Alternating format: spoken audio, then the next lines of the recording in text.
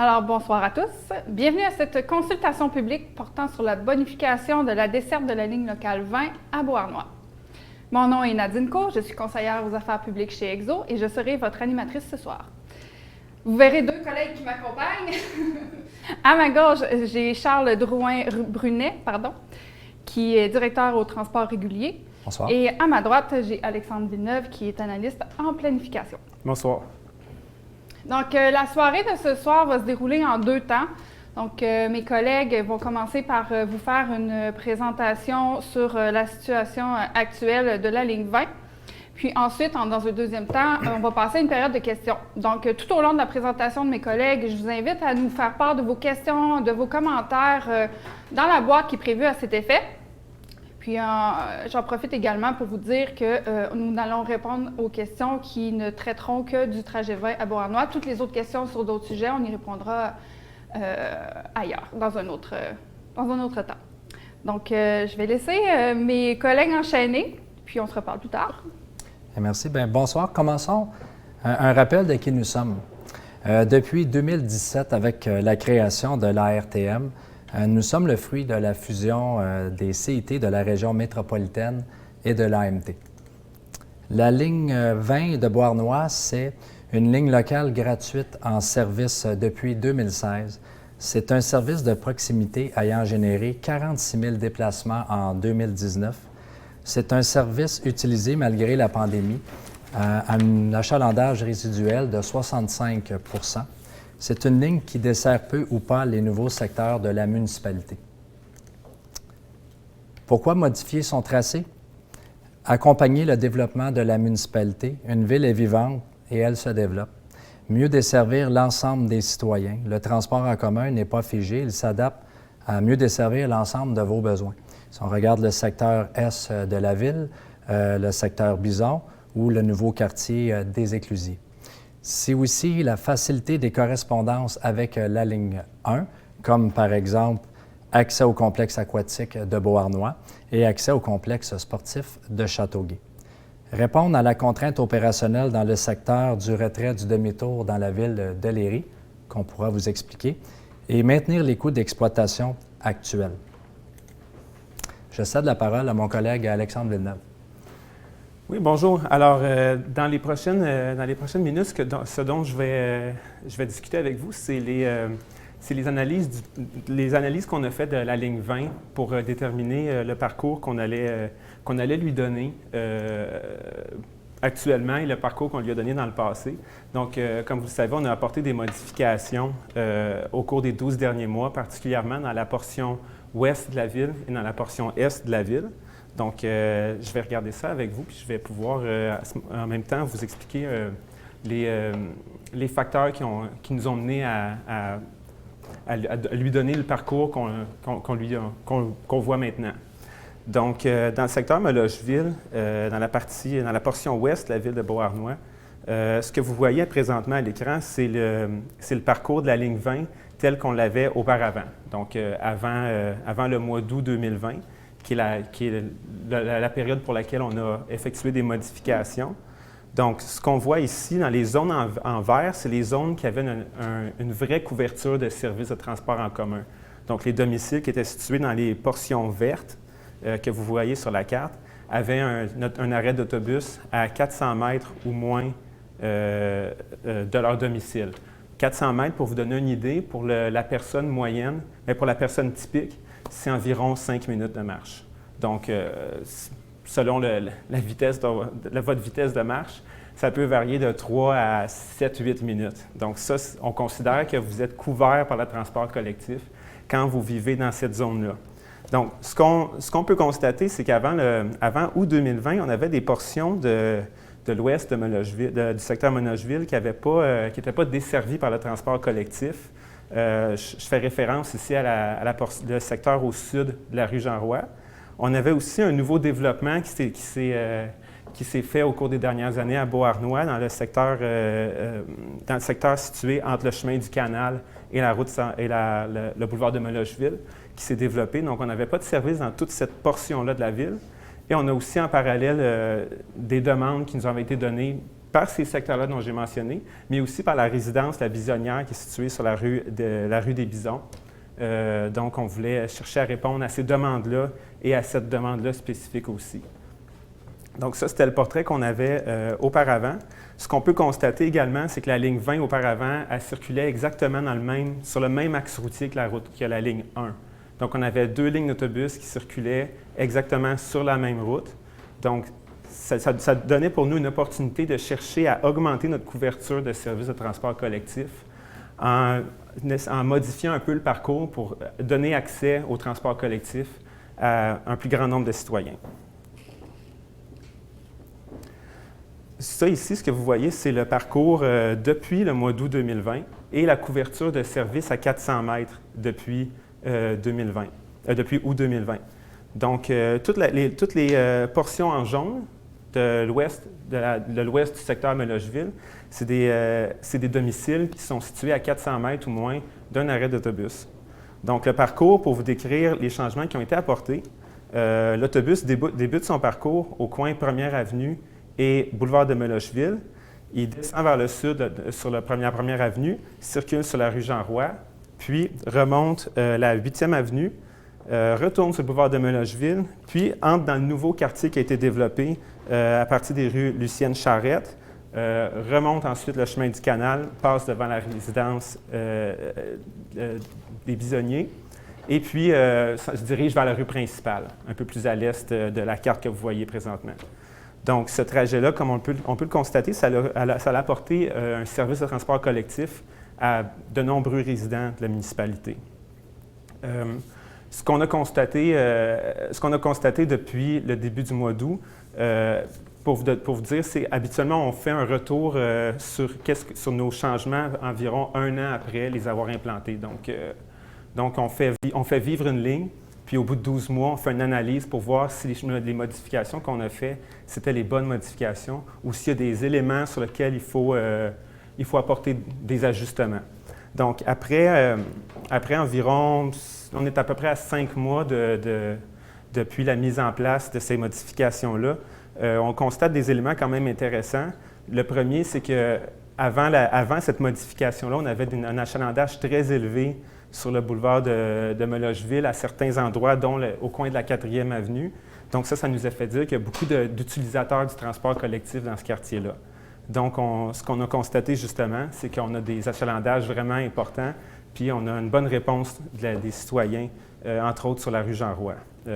Pour vous donner un exemple, on a eu 719 utilisateurs du transport collectif depuis la fin août 2020 à l'arrêt Jean-Roy, 5e avenue. Donc, ça, c'est un exemple parmi ceux-là. Dans le nouveau quartier qu'on dessert à partir de la rue Lucienne-Charette, on a eu 719 utilisateurs depuis la fin août 2020.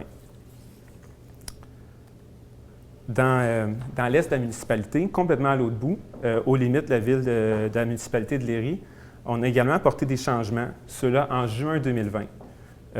Auparavant, la ligne 20 circulait sur la rue François-Branchot et évidemment, quand on planifie une ligne d'autobus, on doit trouver un endroit à l'autobus pour lui faire un retournement pour qu'il puisse effectuer son parcours en sens inverse. Donc, auparavant, avant juin 2020, le retournement qu'on faisait effectuer à l'autobus était sur le chemin Théoret, dans la municipalité de Léry. Il y a une situation qui a fait en sorte qu'on ne peut plus utiliser ce chemin-là, qui est dans une autre municipalité que Beauharnois, pour faire le retournement du véhicule. Donc, il faut, pour que l'autobus qui circule en direction est, on puisse le faire circuler, le faire retourner en direction ouest, il faut trouver un lieu pour le faire. Donc, l'endroit suivant, qui est dans la municipalité de Léry, c'est la rue de la Gare à Léry, qui est 1,8 km plus loin. Donc, ça, c'est du kilométrage improductif. C'est du temps improductif aussi qui n'est pas utilisé pour desservir les citoyens de Beauharnois. Donc, on a préféré faire ce retournement-là dans la municipalité de Beauharnois pour investir ces kilomètres-là, puis investir ces minutes-là pour les citoyens de la municipalité. Donc, le retournement du véhicule, on le fait après un ajustement qui a été fait cet automne. On fait le retournement à partir des rues Perrault et de la rue Laurier. Donc, ce qu'on voit présentement, le portrait, c'est la desserte du transport collectif dans la portion Maple Grove, complètement à l'est de la municipalité, avant juin 2020. Donc, on voit qu'il y a des portions de la municipalité qui ne sont pas desservies, sont encerclées en rouge ici. Si on regarde ensuite ce qui a été fait depuis juin 2020, on a fait un retournement, comme je disais, sur la rue Perrault puis la rue Laurier. On a aussi modifié l'endroit où l'autobus se mettait en attente. Donc, l'autobus fait une attente prolongée avant de débuter son service ou de débuter son départ. Auparavant, il était situé au coin de François Branchaud et de la rue Perrault. On a déplacé cet endroit-là hors du quartier pour permettre d'offrir un peu plus de quiétude aux citoyens. Puis ça, c'est suite à des demandes de la part des citoyens. Donc, ce qu'on peut constater ici, c'est qu'il y a une grande partie du quartier qui est maintenant desservie avec qui a maintenant un service de transport collectif à 400 mètres au moins d'un arrêt d'autobus. Donc, pour vous donner quelques statistiques dans le secteur, ces changements-là, ils ont quand même porté fruit, mais il faut dire aussi qu'il y avait déjà une historique d'utilisation du service de transport collectif dans le quartier, ce qui n'était pas nécessairement le cas dans la portion plus à l'ouest, à Melocheville, où il y avait un service seulement à partir de la route 132. Donc, les arrêts les plus utilisés présentement, ce qu'on constate dans le quartier, c'est les arrêts au coin François Branchaud et McDonald, qui ont eu 447 utilisateurs dans les 12 derniers mois. Au coin François Branchaud et Perrault, on a eu 267 utilisateurs. Puis au coin François Branchaud de la gare, on a eu 223 utilisateurs dans les 12 derniers mois. Donc, c'est quand même une utilisation intéressante, surtout dans un contexte de pandémie. Finalement, les modifications qu'on a faites, ça, évidemment, comme je vous le mentionnais, c'est un constat qu'on fait après 6 à 8 mois de service là, sur la ligne 20. C'est sûr qu'habituellement aussi, on fait un constat, on fait une nouvelle analyse, puis on fait un autre constat après 12 mois de service habituellement. Le constat qu'on peut faire présentement, c'est c'est que la ligne 20 offre une meilleure couverture du territoire de Beauharnois avec du service additionnel pour de nombreux domiciles, de nombreux ménages. Le parcours de l'autobus est aussi plus intuitif et plus facile à utiliser. On a plusieurs portions du parcours où on peut utiliser le même arrêt à l'aller comme au retour de l'autobus. Donc ça permet de se repérer plus facilement lorsqu'on veut emprunter le service. Les améliorations qu'on a apportées aussi, ça permet de faire en sorte que l'autobus circule presque 100 % de son temps sur le territoire de Beauharnois. Donc, chaque minute, chaque kilomètre de ce parcours-là est situé sur le territoire de la ville et est dédié à offrir un service aux citoyens. Le service est également maintenant plus proche des utilisateurs.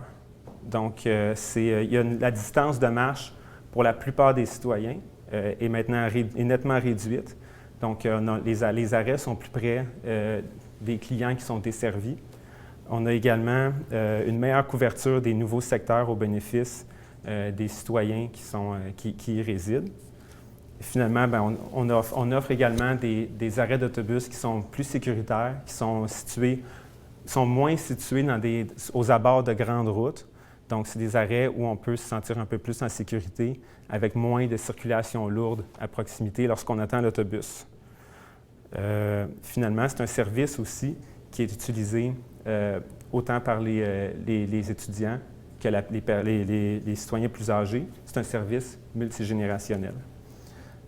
Donc, le réseau, comme je mentionnais, la révision des horaires, elle a permis d'avoir accès à des arrêts plus sécuritaires.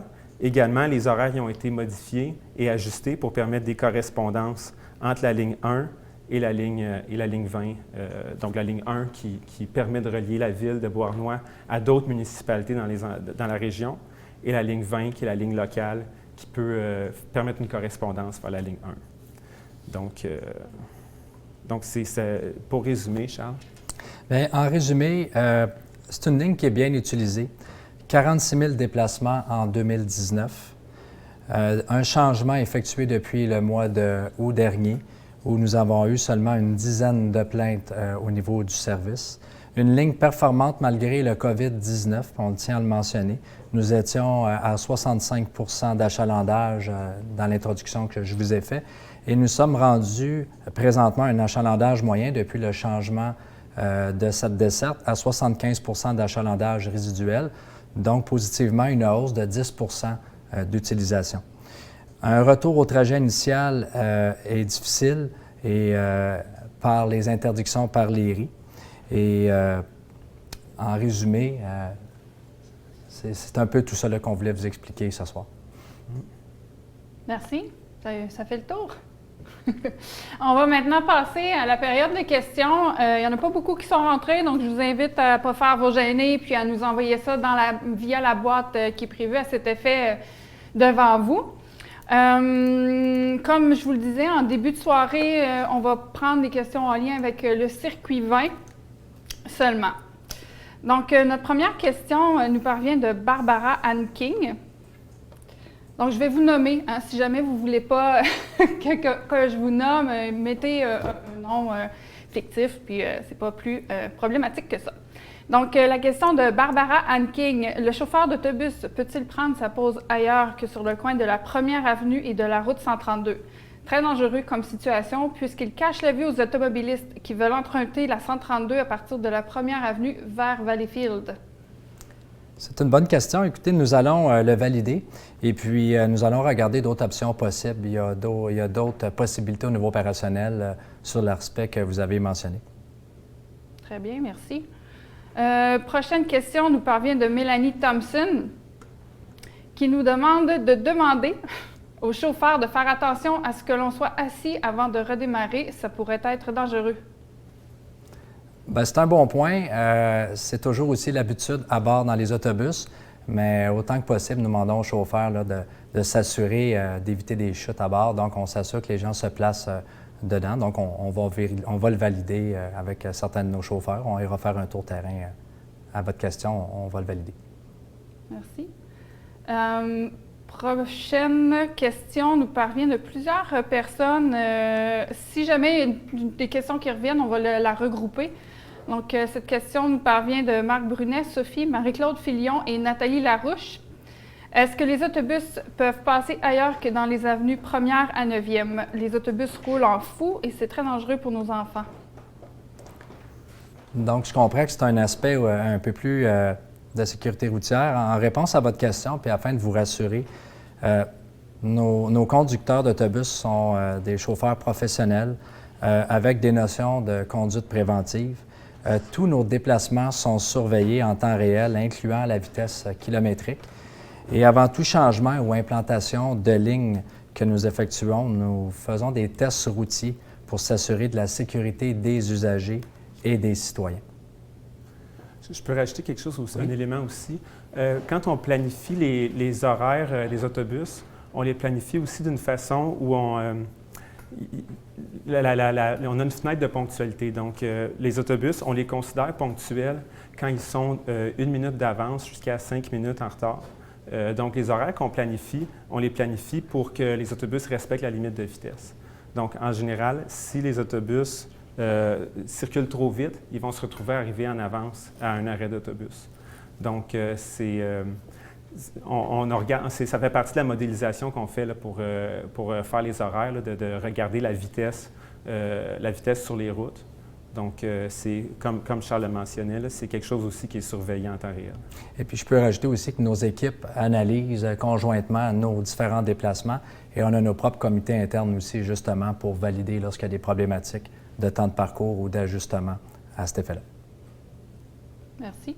Prochaine question, Alexandre, ça va être de ton côté. Une question qui nous provient de Sylvie Guérin. Est-ce que l'horaire pourrait débuter plus tôt pour les travailleurs?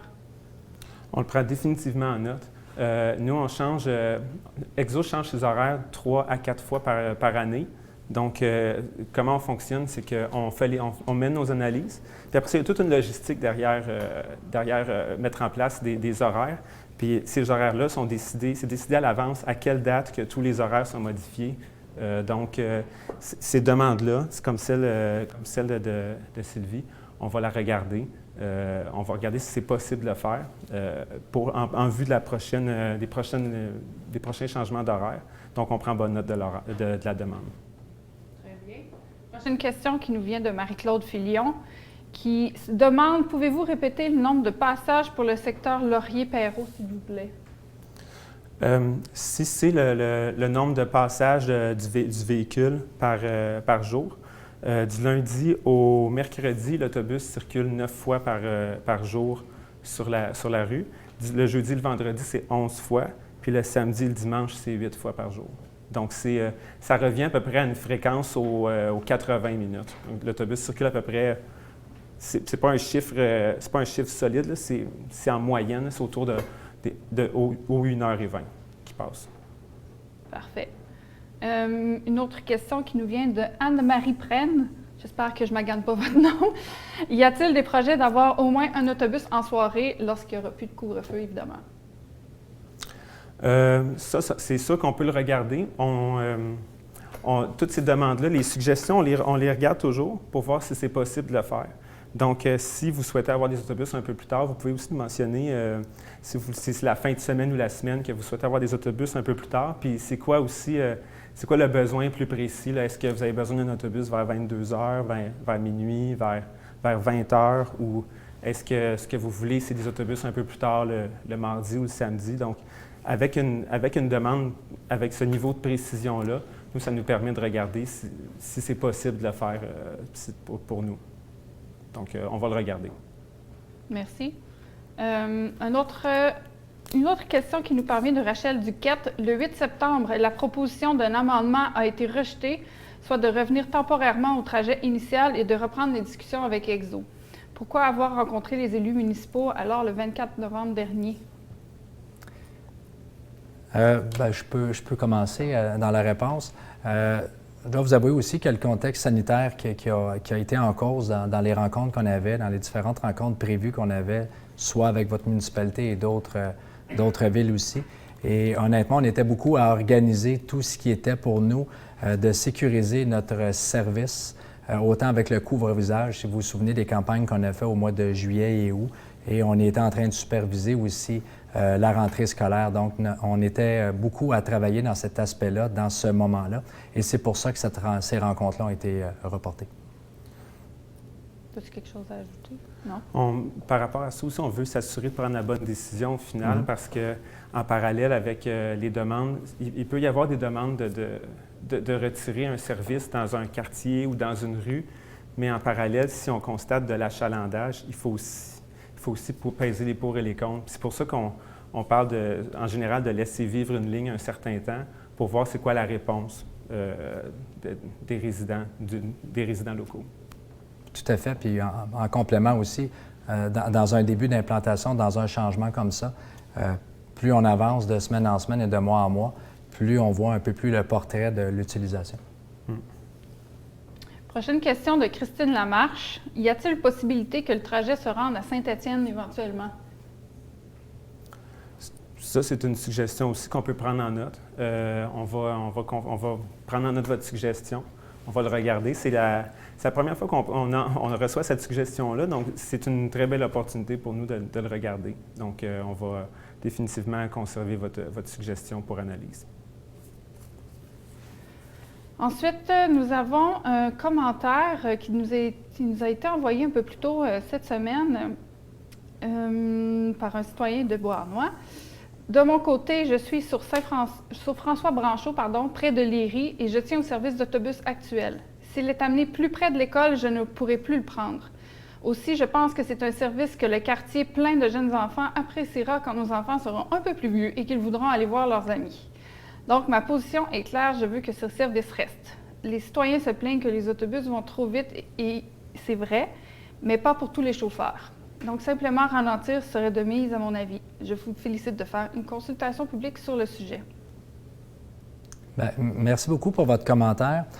Pour l'aspect sécurité routière, dans ce que vous mentionnez au niveau de la vitesse des autobus, comme je vous dis, on supervise en temps réel nos vitesses, mais n'empêche que je vais en prendre note et puis on va aller sur le terrain aussi valider s'il y a des problématiques. Puis il y aura les corrections nécessaires si c'est le cas.